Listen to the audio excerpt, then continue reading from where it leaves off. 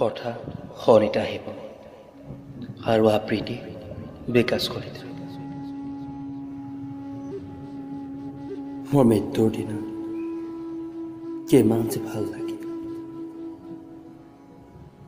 চিনাকি সকলোৰে মুখতে মোৰ কথা আলোচনা, মোক লৈ তেওঁলোকে কজাব, তেওঁলোকৰ নিজৰ চিন্তা, হয়তো মোৰ হেজাৰ ফুলৰ এটা বা দুটা ফুলৰ বিষয়েহে সমালোচনা কৰিম,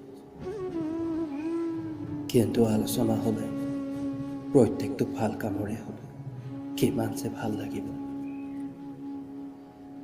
কিমান যে ভাল লাগিব দেখিবলৈ অনবৰতে জঁপিয়াই চঞ্চল হৈ কথা কৈ থকা মুখখন নিমাতৈ, অনবৰতে সেউজীয়াৰ ঠিকনা বিচাৰি ফুৰা দুচকু গভীৰ নিদ্ৰাত মগ্ন হ'ব। কিমান যে ভাল লাগিব, কিমান যে ভাল লাগিব মোৰ সৰ্বশৰীৰে জিৰণি ল'ব বাঁহৰ চাঙিৰ কেঁচা গোন্ধৰ ওপৰত, এখন শুভ্ৰ চাদৰেৰে মেৰাই ৰাখিব মোৰ সৰ্বশৰীৰ। কিমান যে ভাল লাগিব, কিমান যে ভাল লাগিব যেতিয়া চিতাত মোৰ শৰীৰটো তুলি দিয়াৰ আগত নকন্যাক নোৱাতে মোক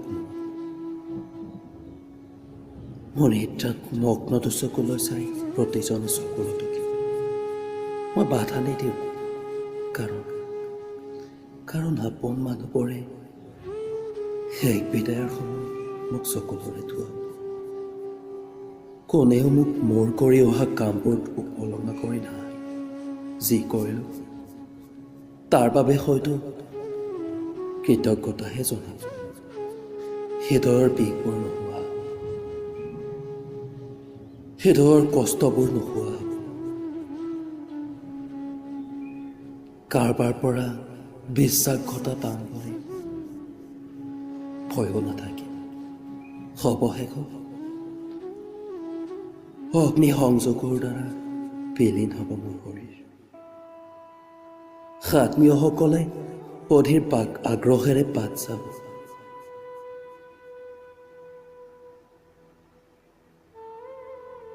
মোৰ শৰীৰটো শেষ হৈ যাব, শেষত সকলো সমাপ্ত হ'ব।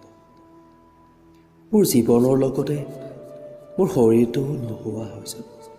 সঁচাকৈ কিমান যে ভাল লাগিব, কিমান যে ভাল লাগিব সেই মধুৰ বেলিকাত